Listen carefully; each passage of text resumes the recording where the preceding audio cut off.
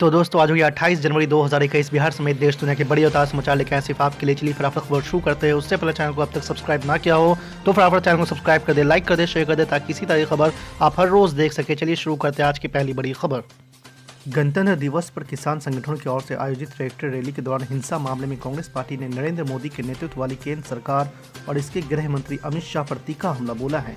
कांग्रेस प्रवक्ता रणदीप सुरजेवाला ने बुधवार को कहा है कि दिल्ली में हिंसा के लिए सीधे सीधे केंद्रीय गृह मंत्री अमित शाह जिम्मेदार है और पीएम मोदी को उन्हें बर्खास्त करना चाहिए।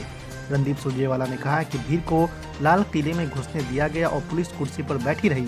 इसमें मोदी शाह के चेले दीप संधू की उपस्थिति चौंकाने वाली है। आपको बता दें, कांग्रेस प्रवक्ता ने कहा है कि किसान आंदोलन को सरकार बलपूर्वक नहीं हटा पाई तो इसे छलपूर्वक हटाने में लगी है।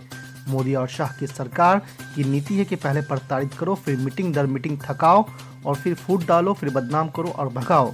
रणदीप सुरजेवाला ने सवाल किया है कि 40-50 ट्रैक्टर और हुड़दंगी लाल किले में कैसे घुस सकते हैं।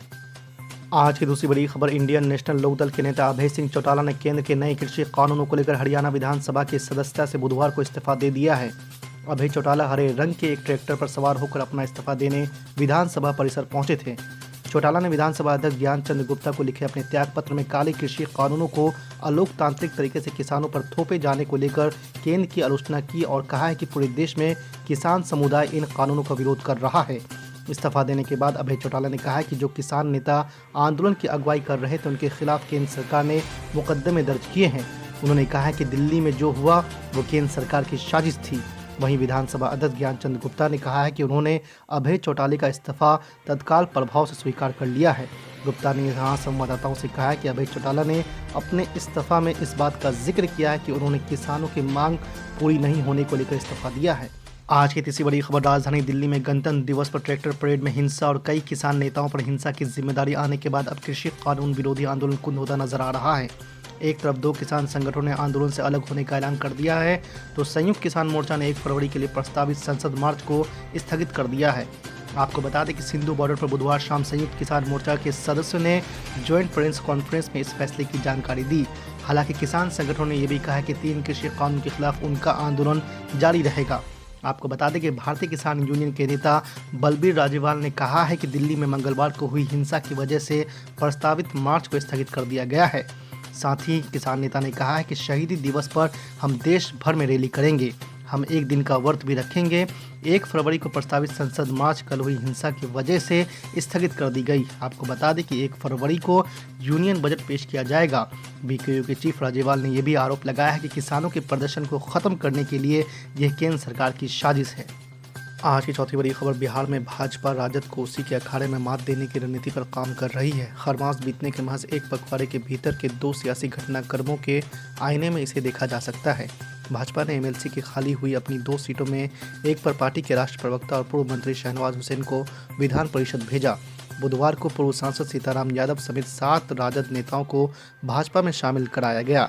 याद रहे कि भाजपा के बिहार प्रभारी भूपेंद्र यादव ने पहले ही चेताया था कि तेजस्वी यादव खरमास बाद अपनी पार्टी को बचाने की चिंता करें।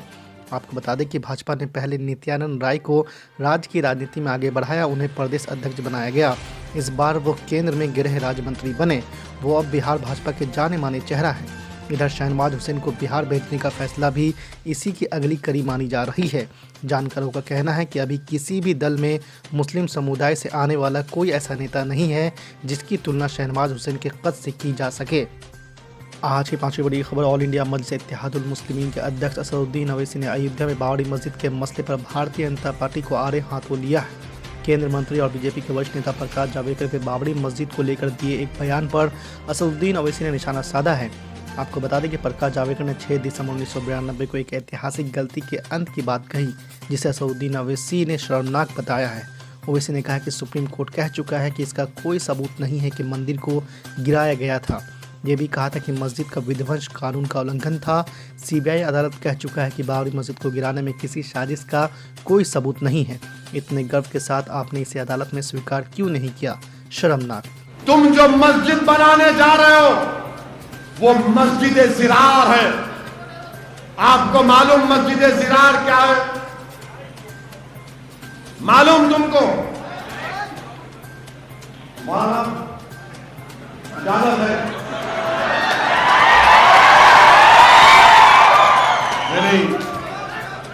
तालीम दीन बैठे हैं और मैं एक जाहिल आदमी हूं, तो इजाजत लेकर अर्ज कर रहा हूं।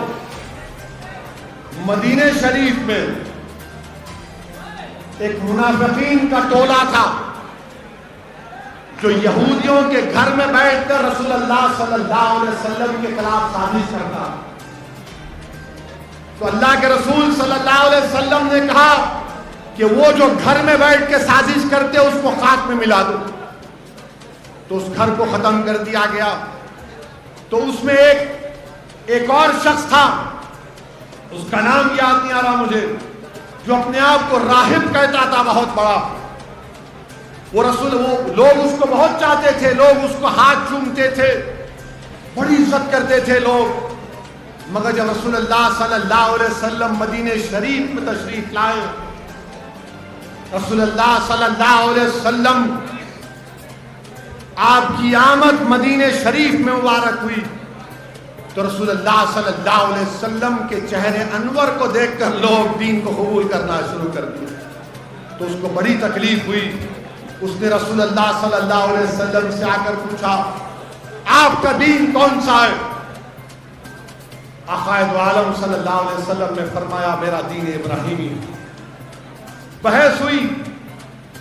उसने आखिर में जब रसूलुल्लाह सल्लल्लाहु अलैहि वसल्लम की किसी बात को हजम नहीं कर रहा था, उसका नफ्स कबूल नहीं कर रहा था, तो उसने अपनी जबान से कह दिया कि अगर हम में से जो भी झूठा है, अल्लाह उसको दुनिया के कोने में उसकी जान ले ले। तो रहमतुल आलमीन ने आमीन कह दिया। तो वो शख्स जब देखा कि बदर में शिकस्त हो गई, अहद में भी कुछ फायदा नहीं हुआ, तो वो गया रोम के पास और वहां पर जाकर मदीने के मुनाफिकीन से कहा, जिसमें अब्दुल्लाह इब्न उबई भी था, कि तुम लोग एक मस्जिद बनाओ और मस्जिद में बैठकर तुम इस्लाम के खिलाफ साजिश करो। मस्जिद बनाओ और उसमें बैठकर आका के खिलाफ साजिश करो। सही कह रहा हूं। अल्लाह के रसूल सल्लल्लाहु अलैहि वसल्लम से आकर मुनाफिकीन ने कहा, जब तबूक को जा रहे थे रहमतुल आलमीन सल्लल्लाहु अलैहि वसल्लम कि आप मस्जिद का इफ्तिताह कर दीजिए, रहमतुल आलमीन मेरे आका ने फरमाया कि अभी तबूक का सफर है।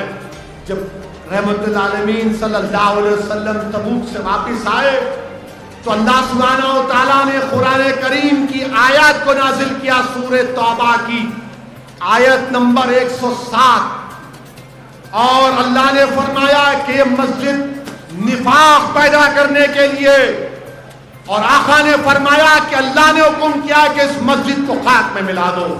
तो सहाबा इकराम ने उस मस्जिद को खाक में मिला दिया। आज जो लोग बाबरी मस्जिद की जगह पर 5 एकड़ जमीन लेकर मस्जिद बना रहे हैं और एक मुजाहिद आजादी अहमदुल्लाह का नाम रखना चाहते हैं, ऐ जालिमो चुल्लू पर पानी में डूब मरो, डूब मरो। कहां अहमदुल्लाह वो मुजाहिद आजादी जो एक बेहतरीन जनरल था, जो बेहतरीन जनरल था? अगर वो अहमदुल्लाह जिंदा होते तो वो भी कहते ये मस्जिद ज़िरार है। जो लोग 5 एकड़ जमीन लेकर पैसे पूछ रहे हैं, मैंने हर मसलक के उलमाओं से पूछा, मुफ्तियों से पूछा, पर्सनल बोर्ड के आमिला के इजलास में जिम्मेदारों से पूछा, तो सब ने कहा कि उस मस्जिद में नमाज नहीं पढ़ी जा सकती। जिस जगह को बाबरी मस्जिद की शहादत के बाद 5 एकड़ की जमीन पर मस्जिद बनाई जा रही है, उसमें नमाज पढ़ना हराम है, उसमें पैसा देना गलत है। अगर तुमको पैसे देना है तो बिदर में किसी गरीब यतीम बच्ची की शादी कराओ, यतीमों को तालीम दिलाओ। अगर कोई मखरूज है तो उसकी मदद करो, अगर कोई दलित मखरूज है तो उसकी मदद करो, मगर खुदा के लिए उस मस्जिद को जो नाम निहाद मस्जिद बनाई जा रही है वो तमाम के तमाम मुनाफिकीन आज़म है। ये मुनाफिकीन है। अरे क्या मस्जिद जिस जगह पर शहीद हो जाती, तुम उस जगह पर जमीन लोगे? कहां है? किसने कहा? बताओ। मेरे अजीज दोस्तों और बुजुर्गों, ये बात भी आपको कहना जरूरी है, क्योंकि किसी ने नहीं कहा तो सारे दूल्हे भाई को ही बोलना पड़ता है। बोलना जरूरी है ताकि पूरों को पैगाम मिल जाए। डरने की कोई जरूरत नहीं है। संविधान मुझे कहता है कि बोलो, डट कर बोलो, खुल कर बोलो, डर कर मत बोलो, मगर संविधान के चार दीवारी में रहकर बोलो। मैंने जो कुछ भी कहा है वो कानून के दायरे में रहकर कहा।